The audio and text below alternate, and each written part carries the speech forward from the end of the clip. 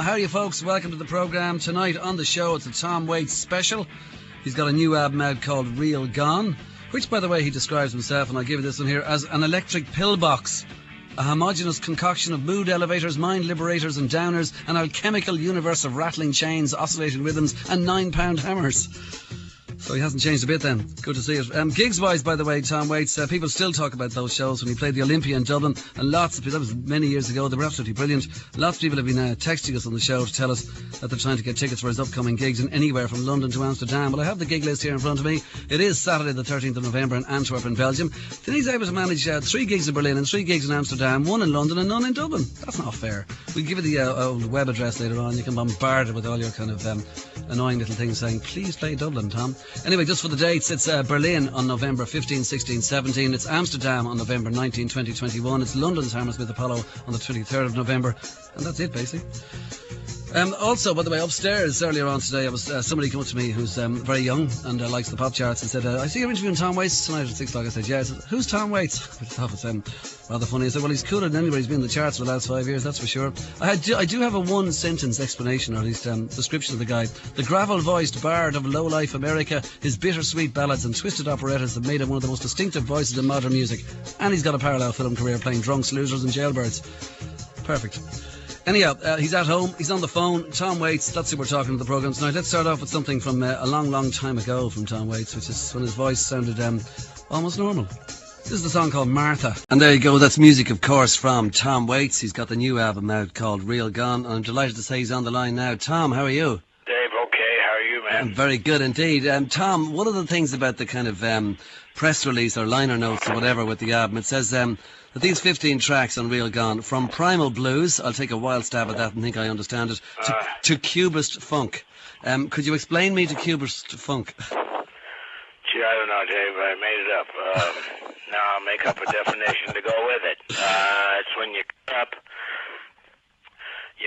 up a piece of funk and then you mess up the ingredients and you put it back together wrong. I don't know. Okay. You leave a few pieces out. Right, that's good enough explanation for me. What about the vocal mouth percussions? I mean, is that just a lot of stuff that like hip hop people do on street corners without the music? Well, gee, I don't know, Dave. Most of it, I guess, originated as purely economic, and I've always used to communicate with drummers. You know, when you're trying to explain to a drummer what you want him to do, you know, you kind of go, you know, and then they go, I got it, okay. Yeah, that's exactly what I thought it was myself. I mean, the thing is that, one of the nice things about the 90s albums of Tom Waits is the piano sound. You can hear all the pedal squeaks and the ambient noise. And now on this album here, is this the very first one you've made with no piano? Well, okay. Well, you know, you bring everything into the studio. My theory is that if you don't bring it with you, you'll definitely need it. So, which doesn't mean that if you bring it, you're going to use it. You know. So I brought it and I didn't use it. You know. Okay. So it's like cooking. You know, is this ingredient correct for this particular item I'm making? And if it's not, then we'll leave it out. You know. When you make soup at home, you don't put everything in it, do you? No, quite true. Indeed you don't. Tom, do you think you've been deliberately out of step with popular culture, or years ahead of it, or just an adjunct to it? Am I a what? I mean, like, if you think about it, during the Brit invasion, you had this R&B band, which was the Systems, and people say you missed out on the Beatles because you didn't really want to know, or the Haight-Ashbury scene with all the hippies. You were into the beat poet stuff and jazz from the 40s and 50s. You were out of step for a lot of the time. Do you think you were deliberately out of step with popular culture? Do you think you were years ahead of it, or just an adjunct to it? Gee, I don't know, Dave. When I was a little kid, I wanted to be an old man. You know, I wanted a limp and a hat and a cane and a coat and a beard. So I'm kind of living upside down, I guess you might say, because nowadays I feel a lot younger than I used to be when I was younger. But I don't know. I listen to old man's music because it seemed more reliable. I didn't know about these young kids and their music, you know?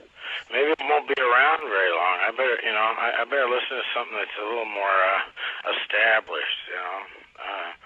That was really my feeling about it. It was the permanence of it, and then all these musicians ultimately that I listened to became more like father figures, and rather than, you know what I mean? They were like portals to some other world, and I looked up to them. So I listened to the old timers. Okay. Yeah, no, just thinking, like, so when you were a kid, like a small kid, you've said before that you were on your own a lot. Do you think that solitude was important to your development later on? Gee, I don't know. I feel like I'm in therapy now, Dave. Yeah, sorry, that's a bit heavy, isn't it? I? All right, yeah. Okay. Okay. Should I lay down? No. Okay. Yeah, it's $50 an hour here, Tom. I'll tell you what. I mean, can you recall a moment at all, of just one moment, which like set you up in the direction of becoming a musician? Saying, like, a lot of people often say, I heard such and such on the radio, or I heard Big Bill Broonzy, or these days I heard the Beatles, or I heard something. Was there any one moment you said, I gotta be a musician? Gee, I don't know. I saw Lightning Hopkins when I was a teenager. That had a big effect on me. And I saw James Brown when I was, I don't know, about 15. And heck, I wanted to look like him and dance like him. And, I wanted his hair and his money. Right.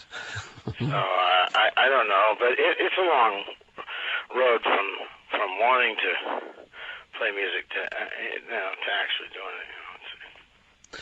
Do early memories of Mexico still filter through your songs, or is that kind of all? Was that gone by the late 80s? In Mexico? Well, gee, I don't know.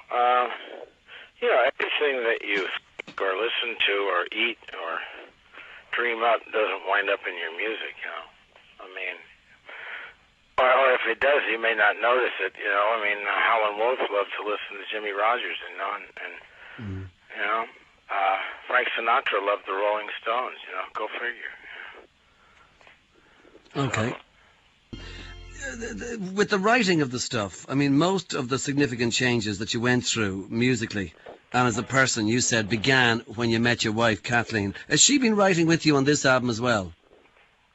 Oh, yeah, we collaborated on this one, too, yeah. And, she's the best.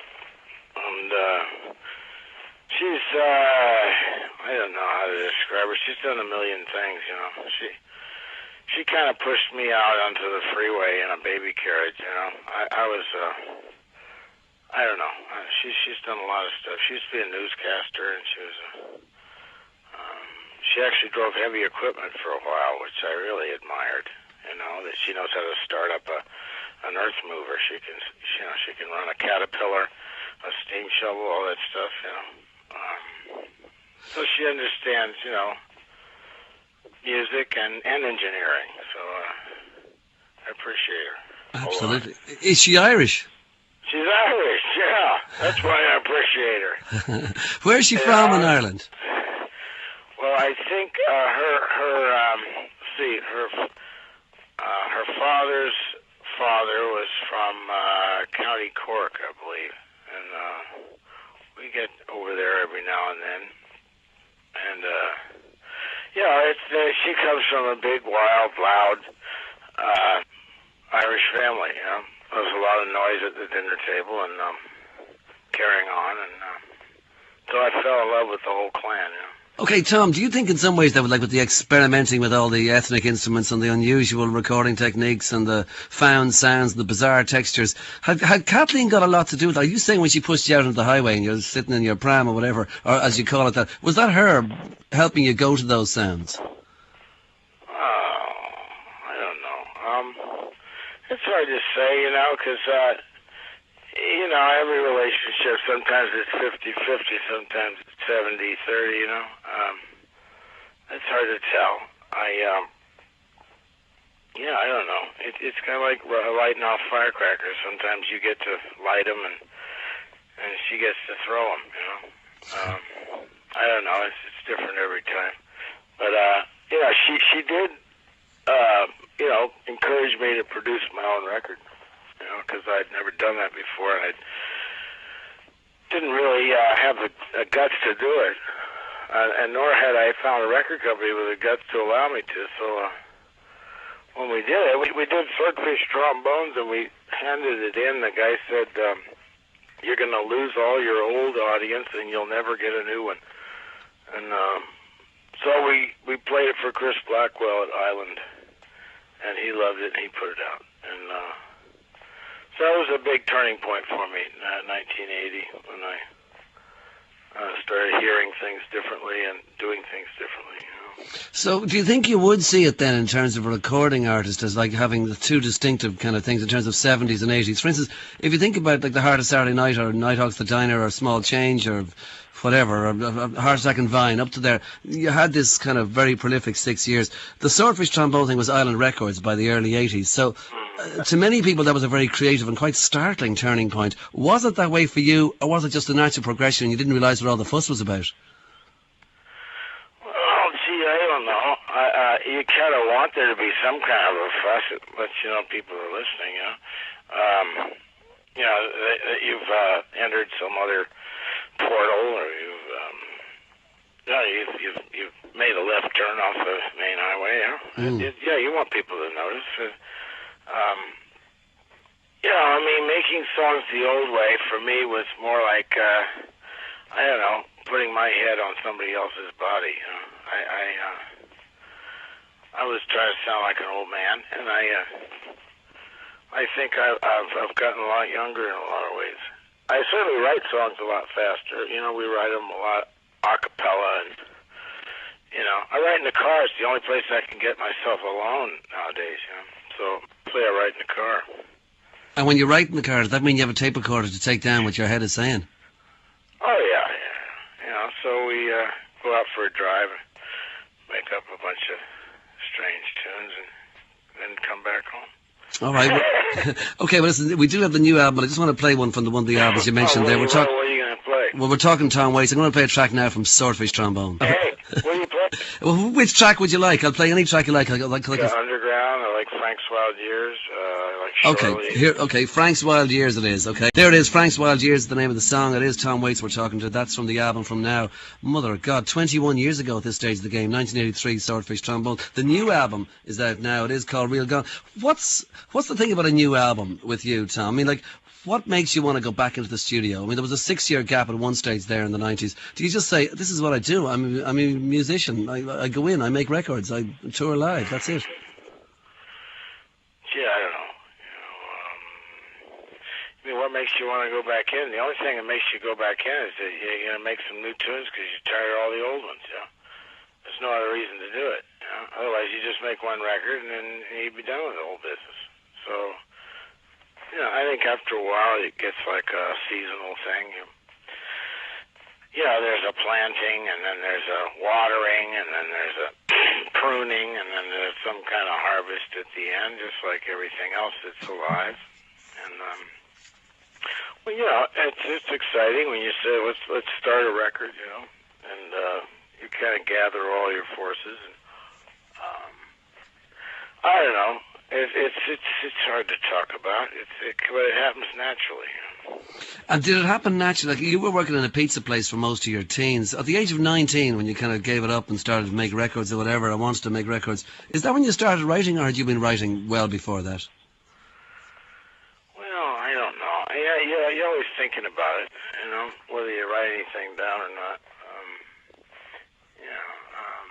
I didn't really start getting serious about it till I was probably in my 20s. Yeah. As a career, as a teenager, I wasn't really thinking of it as something that was even possible to do as a career. So I thought I'd wind up in the restaurant business. That seemed to be what I'd been doing up until that point. So I thought I'd run a cafe or something. Okay, but was there a time then around that time that you felt that your feet were in different camps? I mean, the Eagles covered your song, and there was all this Asylum crowd, like Joni Mitchell and the Eagles and Jackson Browne and J.D. South or whatever. And then you were doing your completely kind of weird stuff as well. Did you feel part of any camp at all, or did you think that the idea of camps was just not a good idea anyway, so you were well out of it? Yeah, I don't know. With all due respect, guess I've always felt kind of like a loner, somewhat of a loner. You know, uncomfortable with crowds, and so I don't know. I guess I've always kind of been on my own. Those folks are all great, and you got to wind up somewhere. You know, I was on a record label with a lot of well-established people on it, and so I was glad to be recording. But my first tour, one of my first tours, I went out and opened the show for Frank Zappa, and I think that kind of snapped my head around a little bit, as I was his opening act for a number of years, and it was a rather rude experience, but I thought that was really kind of what it was all about, paying the dues and all that. So I took the knocks. Okay, you took the knocks, you paid your dues, you toured with Frank Zappa. At that time when you toured with Frank Zappa, was he somebody you'd look up to and almost be scared of? Like, he was this great leader, this great vision. People used to talk about him as being something... Oh, was he, like, would you have been scared at first? Oh, God, yeah. He was like a wizard, He was like, I was scared. It looked like he came out of a bottle, And, he was spooky. But he was very hardworking and highly imaginative and iconoclast, and it was someone to aspire to, I think, because he was working in the business, and that's what I wanted to be doing. So I paid attention. I watched him. I loved all of his band members in those days. He was working with Ruth Underwood and George Duke and Tom Fowler, Bruce Fowler, Chester Thompson, those folks. And so it was an exciting time for me. I was hearing a lot of music that was inspiring to me, and taking it all in. It takes a while for it to all come back out. Okay, we're talking to Tom Waits, by the way, and we're here till 7:30 doing just that. There's a bunch of millions of texts in here. This man's soundtrack to youth that we wish we had had. He's a legend to play the whole back catalogue tonight, and I'll stay up with a load of drink. That's from DC. I'm afraid we have to stop at 7:30 DC, but we've another 45 minutes to go, and it's Tom Waits all the way. Dave, on the nickel from Heartstack and Vine will relax anyone stuck in traffic at the moment. That's from Clayton and Lochray. Dave, about feckin' time. I like it. Dave, what does it feel when it's like to talk to God? I see. You've made my weekend. Dave in Cork. Dave, the 3 nights are sold out in Holland. The tickets are going on auction on eBay for up to €2,800 a ticket. Japers. Blah, blah, blah. Yeah, myself and a mate got tickets for the London gig. Can't wait to see Tom live. The new album is fantastic, which it is. I'm going to play a track or two in a minute from that. That's called Real Gone. Metropolitan Glide is the one that you want. That's from Column. And we'll check all... Were you taking all the music in even before that? When people say that Tom Waits draws from a very deep well of American song idioms, you go from folk to blues to country to jazz to ballads to polkas to waltzes, cabaret, swing, popular ballads, all the rest. Isn't it a chance that when you were the doorman at the Heritage nightclub in San Diego, that there was so much music on offer, you were taking all that in, whether you even knew it or not? Gee, I don't know. It's not always a conscious thing. Yeah. It's really more of a, you're absorbing all kinds of things. And, mostly, I was listening to the radio a lot, I was listening to Ray Charles and Solomon Burke and, Save the Last Dance for Me on Broadway, Moving On, Abilene, he really got a hold on me. I love soul music. Love the Stones, love the Beatles, love Bob Dylan. All this stuff was on the radio, Merle Haggard. And, whatever was on the radio, that's what I usually listen to. When Bob Dylan says that, like, Tom Waits is one of my secret heroes, does that say, do you just kind of say, oh yeah, great, or, does that make you feel good? Oh yeah, sure, yeah. Sure, yeah. Of course it makes me feel good, Yeah, because Bob Dylan is definitely a planet to be explored, And, he changed music, permanently. And, So he's one of the giants, So, when a giant acknowledges you, of course it affects you, But one of the people who could have changed music and could have been a giant who wasn't is Randy Newman. Did you look up to somebody like Randy Newman? I love Randy Newman. Amazing songwriter, and of course. But Randy Newman's a giant,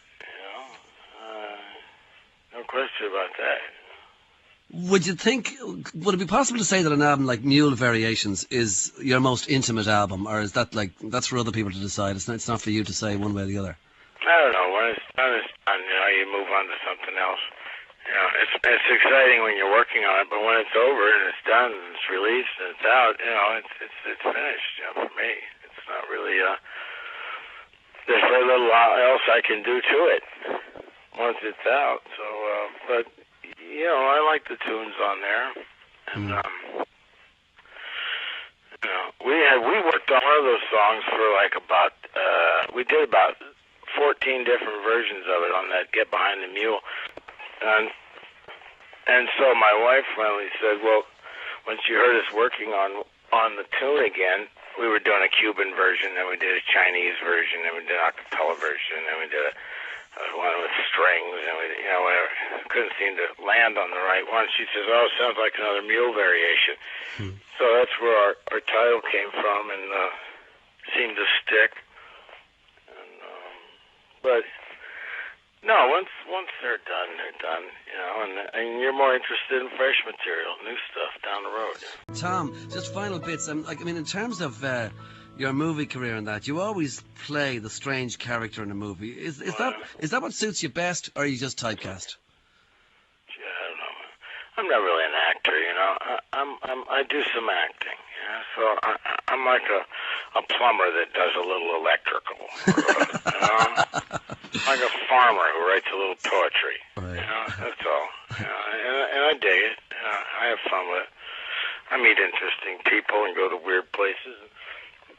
But it's hard to play a small part sometimes because you got to get up to steam.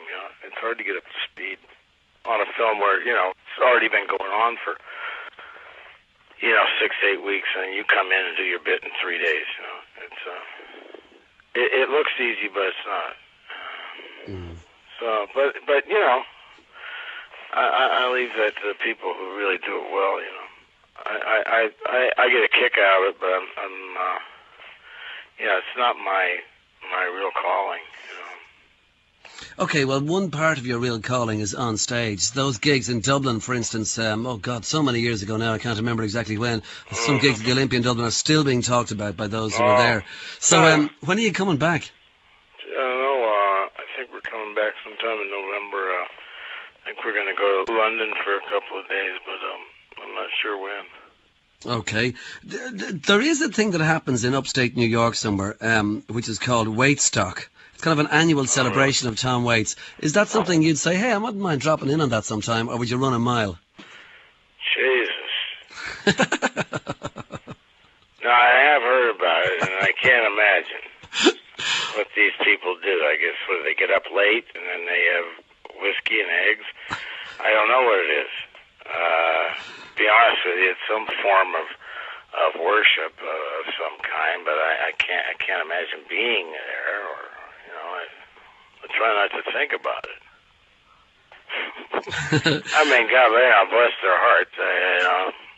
It's a form of entertainment, but it wouldn't be anything in there for me. But what is it for you? Because when I mentioned there the Eagles and all these people who've covered your songs, you went through the Asylum years. Before all that, you went to the Troubadour, and you used to wait in line on a Monday night like anybody else to hope to get up on stage. The spotlight would pick you up, you'd walk towards the stage, and you'd do whatever it is you do. And in one way, you're still doing that now. You never want to do any of the other stuff and get involved in the madness of huge tours, or even supporting an Eagles who'll be playing to 100,000 people every night on a major tour. Is that just the way it is? Song and dance man Tom Waits. Gee, I don't know. I wouldn't call myself a song and dance man, but I don't know how to respond to that. mean, why am I not playing larger venues? No, that's not really what I mean. I mean, what I mean is that, like, you never really wanted to buy into a lot of what people might have expected you to want to buy into. You want to do what Tom Waits wants to do, and that means play the nice venues and do it the way you want to do it. Well, shouldn't you? Everybody do it the way they want to do it? Yeah, but they don't. Sometimes the machine rolls them along. The ball becomes too big, and they have to do it a different way. Well, I don't know. It's kind of supply and demand, isn't it? You know? I mean, it's much better to be in more demand than there is a supply of. True. Than the other way around. You know? So if I want to play, a 10,000 seat arena, I could in some places, but I just, I really don't like theaters like that. You know, it's like, they were designed for sports events. True. You know, and I don't think of music as a sporting event, and I'm more comfortable in theater. That's all. What about just finally the way we are now and the way we live now? I mean, there's a song you have called "What's He Building in There," which I've played a good few times on the radio, which is like a busybody trying to kind of work out what the eccentric neighbour is doing in his very weird house. Is he a serial killer? Is he a unit bomber or whatever? The whole idea of climate of fear, the whole idea of not getting on as well with your neighbours as you might have done because of your own head or whatever. Do you think there's a lot of that going on in America now with George Bush in terms of even like home policy, let alone foreign policy? Like, for instance, you know, in the early 70s or late 69, you were allowed to go out there and be Crosby, Stills, Nash and Young or whatever it was and give out about the Vietnam War. If you did that now, you'd be called un-American. Gee, I don't know. You mean, is that what's he building in there about? No, it's not necessarily, but it's your kind questions are so long, I get lost in them, and I kept looking for the question mark. Okay. Have you had too much coffee? No, I actually have had a lot of coffee, Tom. No. Jesus Christ! No? Okay, what I'm saying is this. Okay, like at the moment, as the Republican convention is ended in New York, and the Democratic convention some weeks back as well, and we're coming towards the general election in America, a very big and important election. That George Bush, I'm trying to say, like, I'm not going to say which side are you on, but how do you feel about post 9/11 in terms of, do you think America has really weirded itself out a little bit and could do with a bit of chilling out?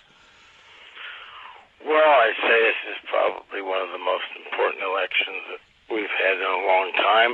Not that they aren't all important, but, you know, and I join the voices of a lot of Americans and hope that he's voted out of office, you know. I could say that, you know. Yeah. I can't say that Kerry is a logical and most effective alternative. I think maybe we're one party with two heads, you know, in a lot of ways. I don't know. I like what Bill Hicks said. I think when you are elected president in the United States, they take you into a small room and they run a film clip of the Kennedy assassination from an angle no one has ever seen before. And then they turn to you and say, "Are there any questions?" Excellent. All right, listen, Tom, I'm going to leave it with this. Do you still have a tattoo of Easter Island on your back? Oh, right, yeah, Easter Island. Yes, I do, yeah. You do? Easter Island, and who told you that? I don't know. I don't know. Kathleen, maybe. I can't remember. No, the front's a menu from a Vietnamese restaurant. You know. The front is a menu from a Vietnamese restaurant, and the back is Easter Island. Yeah. All right, well, listen, Tom, let's hope you can come over here and show it to us sometime, because you're always welcome back in Ireland. In fact, there was an album you had out some time back, a kind of a best of Tom Waits, and the only new track on it was a live version of The Piano Has Been Drinking, and it was recorded here in Dublin at the Olympia. Oh, right. Yeah, there you go. So you're welcome back, as I say. Tom, thanks a million for talking to us. All right, man. All right, good luck. See you. Take it easy. Thanks, Tom. Bye.